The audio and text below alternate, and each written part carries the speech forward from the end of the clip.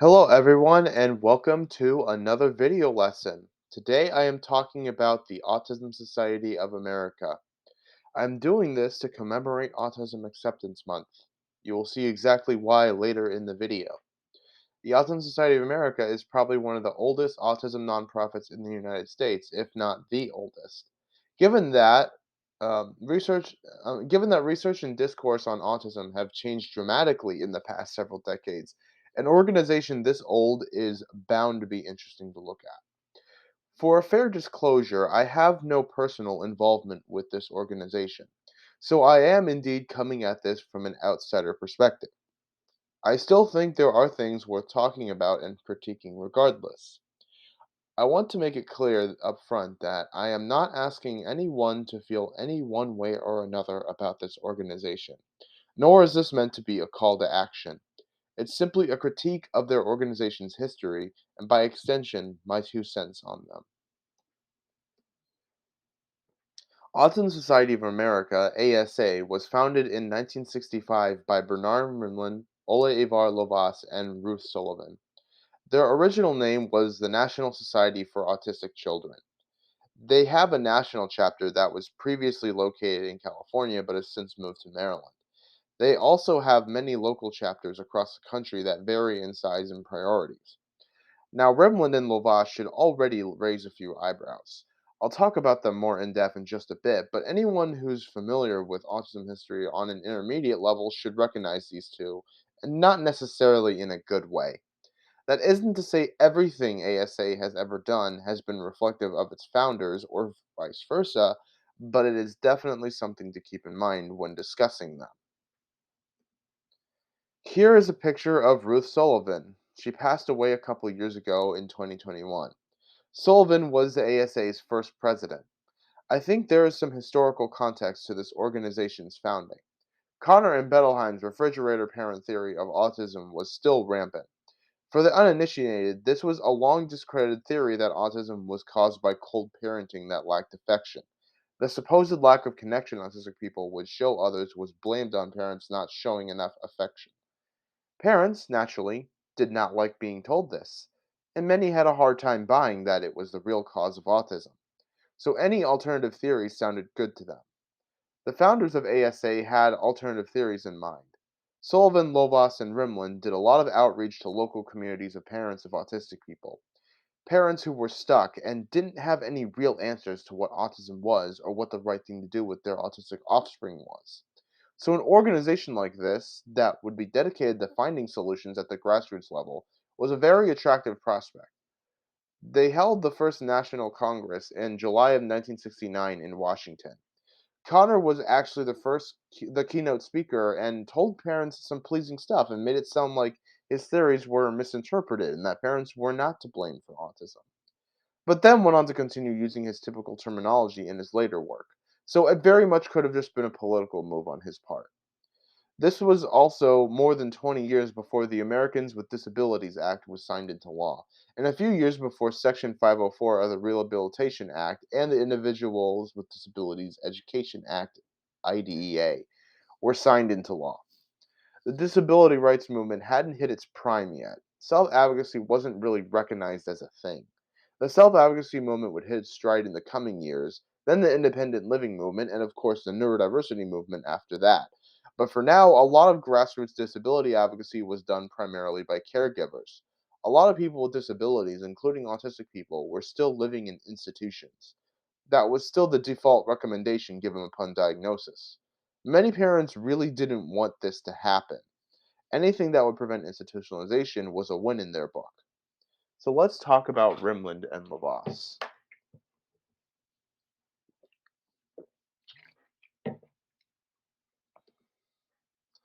Rimland was a pseudoscientist who proposed autism was caused by a leaky gut. Separately from ASA, he founded the Autism Research Institute, which developed the Defeat Autism Now protocol that was based on this theory. He had trouble gaining attention from his scientific colleagues at first, but he found fame with parents who were tired of Connor. Now, this doesn't mean I necessarily blame the parents for being gullible or not doing enough research.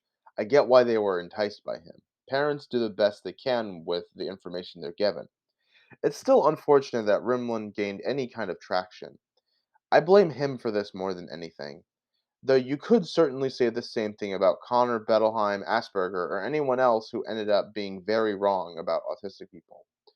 Rimland was very anti disability rights once self advocacy started to become more prominent, even publishing an essay titled Beware of the Advozealots, which was specifically targeted towards the self advocacy movement. Any kind of neurodiversity advocacy that was later attempted once a neurodiversity movement started to form was also frowned upon by him. So was he against the refrigerator theory? So he was against the refrigerator theory, but at what cost? Was he really any better than Connor Bettelheim? Or was his theory just different enough that it was believable? I don't personally think this was a lesser of two evils kind of deal. He was on decent terms with Connor personally, so I don't think his theories were meant to be a complete subversion of them. Regardless, I think that his work was just as bad, if not worse, than his predecessors. Lovas barely needs an introduction. I already talked about him and his work in length in my ABA video. He was not the sole creator of ABA, but was very influential in what it has become. He popularized it as a method of intervention for autistic people and also assisted George Riekers in developing behavior modification strategies for LGBT youth that later became conversion therapy. Lovas had the promise of keeping autistic people out of institutions and segregated special ed schools and programs by making them appear indistinguishable from their peers. This was also very attractive to parents and naturally caught on. It seems strange at first glance that parents would sign on to Lovas's methods, given what Lovas and his pupils would do in the name of science. Physical punishment was also much less stigmatized within the United States during the 60s and 70s, so it's definitely plausible that Lovas doing it wasn't seen as particularly unorthodox. To be fair, some parents were skeptical of the aversives he used and didn't adopt that part, though still did a lot of withholding rewards, including food, for compliance, so still not great. Sullivan wasn't supportive of the aversives, but Rimland was. Lovas's well is thoroughly poisoned, so I think borrowing anything from it is not going to be good. Historically, things that are seen as inhumane towards non-disabled people are seen as the only way to reach disabled people. It is what has led to so much dehumanization and torture. I can say that Lovas is infamously known for saying in a Psychology Today interview that autistic people are not people in the psychological sense, but only in the physical sense. And you're starting from raw materials that you have to build with autistic people. So there are a lot of possible answers here. Many parents wanted behavior modification and they saw it as for their children's own good. The first autistic person to really make a career out of speaking about autism and being autistic was Temple Grandin. There was a lack of lived experience articulated within autism organizations. It was thought that you were either too autistic to advocate for yourself or not autistic enough to know what it really was like. Ruth Sullivan had a very chance encounter with Temple Grandin at an airport. She was already known for her work within the cattle industry, and Ruth overheard Temple talking about her autism to a couple of parents. So Ruth later invited her to a conference, and soon enough, Temple's career as an autistic speaker launched in earnest. This leads me to my next point. Which advocates did they uplift? I was originally going to feature pictures of specific people, but I thought it'd be more respectful in this case not to. Temple is really a shining example of the kind of autistic self advocates that ASA and many other neurotypical run organizations want. Someone who may say some interesting things that are important, but won't challenge preconceived views too hard. Someone who will fall in line with the establishment and not fight back. This is very much respectability politics as well as tokenism, and is not exclusive to ASA or neurotypical led autism organizations. Heck, it's present in autistic led organizations in a different way. I definitely get why this happens. Nobody likes getting yelled at constantly for everything they do, though you will see in just a bit how ASA and the autism industry as a whole really prop Temple Grandin up as a mono minority to use it as an example against the people that they didn't wish to listen to because their opinions were harder to digest. Now, I don't entirely blame them. I do think Temple has some genuinely distasteful and dated takes, regardless of whose team she's on, but she has absolutely been used by neurotypicals as the autistic person to solicit advice from on lived experience. And ASA, particularly Sullivan, is largely responsible for this. This also rings true for the other autistic people that ASA really propagated the careers of early on, and to quite an extent, it still rings true for many of the autistic people currently within their ranks. I briefly talked about Temple back in my History of the Neurodiversity Movement video lesson series, and I don't think I have much to add about her here. I will reiterate that she has never claimed to be part of the neurodiversity movement and certainly was not part of its foundation. She was a successful, openly autistic person willing to talk about her experiences to the masses. That was exactly what an organization like ASA wanted. It didn't really matter how radical she was or wasn't, or whether she was actually intent on starting a peer led movement for social change. That isn't really what ASA was ever really about. They were part of the parent led disability movement, even working closely with organizations like the ARC, United Cerebral Palsy, and the Epilepsy Foundation.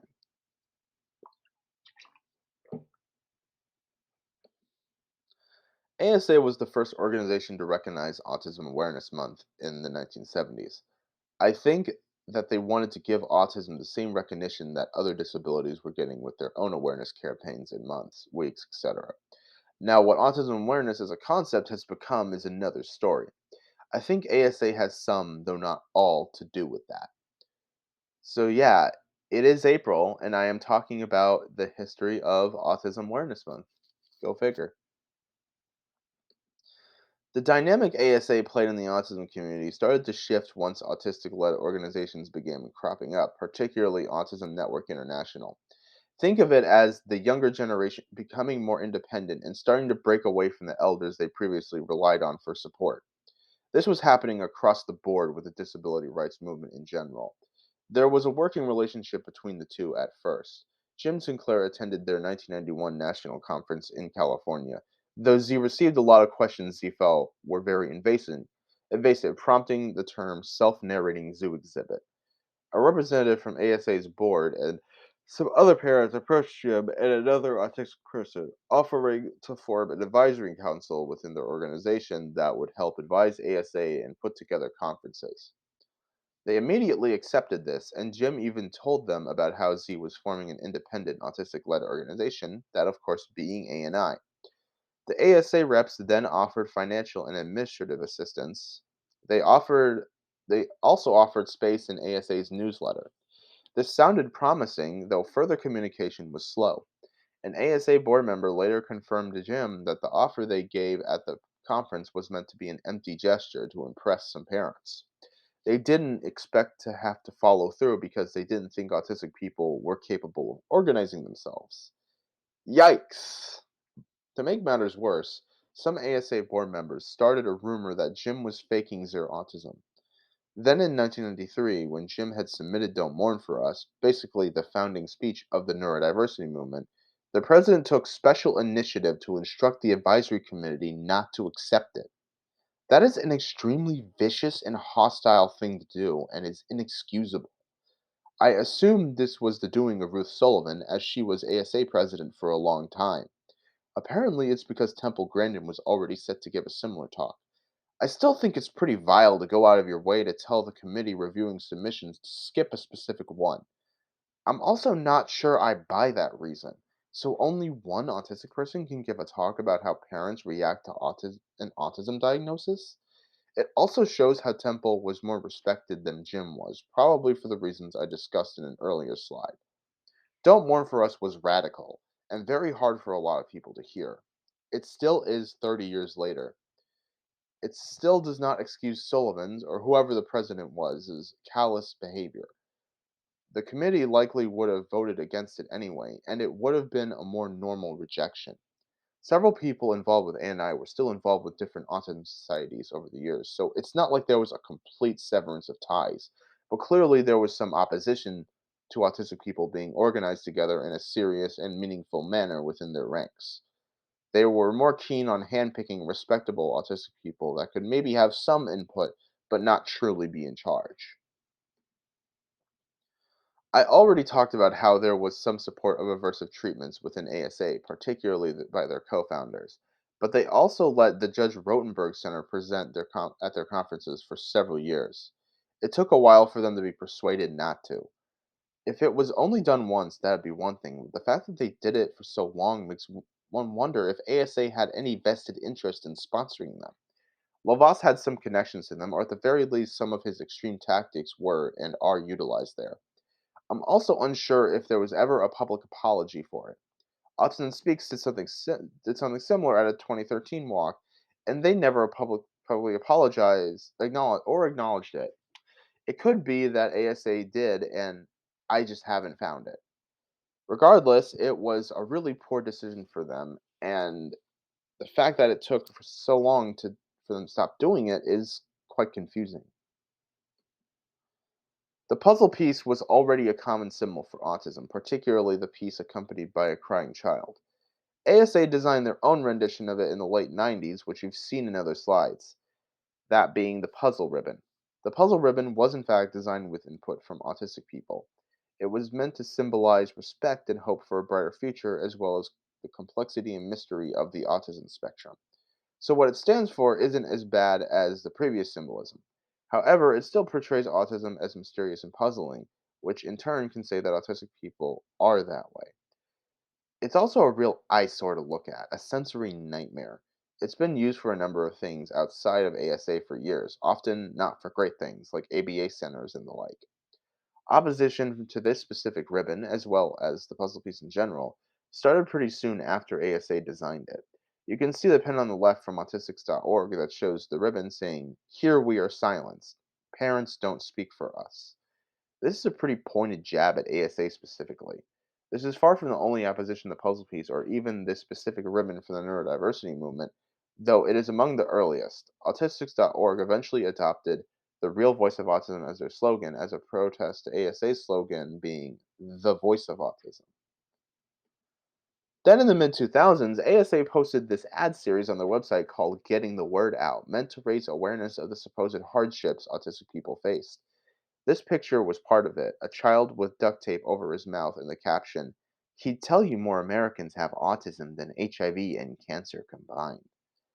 These kinds of comparisons were very common at the time, and it's pretty awful that ASA was even doing this. It's obvious there was a specific audience they were trying to appeal to here, but also that they wanted to use fear based rhetoric to solicit more donations. Mel Baggs made her own version of it in protest called Getting the Truth Out. Mel took several pictures of herself to mirror the images ASA used. It starts with a very sarcastic tone, really emphasizing how the natural way autistic people behave is stigmatized and pathologized by society. It then shifts into Mel going back through everything and refuting all the damaging things ASA said in their Getting the Word Out. I'm going to read one of the pages here. "The real tragedy here is this. If the Autism Society of America were making this website, they would not mention that in the entire way she lives her life, she is trying to say, no, this is not or who or what I am. I don't want you using my image this way. I will not be portrayed as lesser, and I will not have my life medicalized this way so you can fund the elimination of autistic people from the planet." They would not mention that some of her violence is direct results from systems and attitudes that ASA encourages and perpetuates. They would not mention the long and sorry history of groups like Voice of the Retarded, a pro institution lobbying group that infuriates most self advocates with developmental disabilities, with all its vague, glib rhetoric about parental choice. No, they would just continue to use her picture, perhaps with puzzle pieces cut out of it, just to heighten the dehumanizing effect, and be her voice, urging all the things she would never want and portraying her in ways she would never consent to. They would say that if she has no means of challenging them, then they must be right. And until she has a means of challenging them that they'll listen to, they don't have to listen. If that sounds like a recipe for abuse of power, it is. Everything you have read so far is accurate in that it is how many people connected to her might describe her life.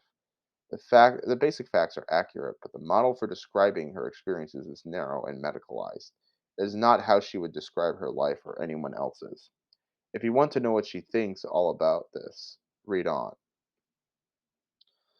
For the final part of this video, I'm going to shift to talking about how ASA is now. So they still have their national chapter as well as loosely connected chapters dotted across the country. They vary greatly in priorities and quality. They have chapters like in the San Francisco Bay Area, which is very much on the reactionary side, which makes sense seeing as they are led by none other than Jill Escher, who also leads NCSA. Apparently, you can't become a member without signing on to something that says autism is epidemic. I'm not sure if this was only briefly a thing or still is, but being led by Escher is all I really need to say about where this chapter's values lie. On the other hand, they have chapters like in Minnesota, which actually takes the time to listen to and work collaboratively with autistic people. They're pretty firmly rooted in pro neurodiversity beliefs. The fact that both of these organizations are able to exist under the same umbrella is, well, strange, to put it simply. The ARC is a lot like this too, though they have a very strong national chapter with a proven track record. I can't really say the same thing about ASA. This leads us to the final part of the video. What is ASA like now in 2023? So they have a few autistic people on their board of directors and even did eventually implement an autistic advisory committee. Though I'm unsure if it's because there was any pushback for them not doing it when they promised ANI they would make one, or if it was just a natural development that eventually came, but it did. It sounds like a good idea on paper and seems like it has led to some change within ASA, though I am actually not a fan of this setup. Now, yes, there are also autistic board members on the regular board, but devising a separate advisory board where most of the autistic people are going to be within your leadership is not true inclusion. A lot of disability organizations do this, and I really don't think it's best practice. It basically creates a smaller island off the coast of the main one that makes people feel like they have power when there's still someone else calling the shots and picking who gets to even be there in the first place. And they can take or leave whatever advice they may or may not get. This especially feels condescending, seeing as there are several autism organizations that are entirely led by autistic people at this point. I have nothing against the people who have decided to go along with this. They probably have good reasons to, and some of them are personal friends of mine, but I am personally not fond of this setup. It's obvious that neurotypicals are still the ones with the final say on things within this organization. It would be one thing if there was an actual balance of power, something I think the ARC does pretty well, but there really isn't. ASA has adopted autism acceptance, which is nice, but I don't think all their actions back it up. They still give oxygen to people from the reactionary side like Amy Lutz and Jill Escher and are still supportive of ABA. Some of that may be the founder syndrome because of Lovas, though. They held a town hall on ABA last year with two separate nights dedicated to caregiver and professional perspectives and self perspectives, though they threw someone from the first bunch into the second group and only had white passing people as speakers. They also had several pro ABA voices on the second night, so it really didn't feel like there was an actual effort to properly show all sides of the ABA debate, but I also wouldn't really expect them to. Here is what I will say about Autism Society of America. They were always meant to stand in the middle of autism politics. That became clear as soon as there started to actually be a compass of beliefs and when the neurodiversity movement began. So anything considered radical was going to be hard for them to accept and still is. They were never that kind of group. The Overton window for this has continually shifted, and with this, ASA has had to adapt to that. Quite frankly, Autism Speaks is also at the middle of the compass, if a little further to the right, and that's also why they've rebranded. When they started, there weren't many organizations like them, and it sounds like they created a lot of necessary support that wasn't already there. I don't think they actively pose a threat to the well-being of autistic people or the neurodiversity movement, and can sometimes be helpful. They remain at the grassroots level, which is more than can be said of organizations like Autism Speaks, which is a mega charity run by the wealthy. There is still a clear history of respectability politics and cherry picking which autistic voices to listen to and which ones to ignore, as well as legitimately damaging rhetoric. And honestly, it's better to just support organizations by and for autistic people. I don't personally support them, but I don't think they're downright awful. One more thing I will say is that a lot of things the more harmful organizations have done over the years, ASA very much set the precedent for.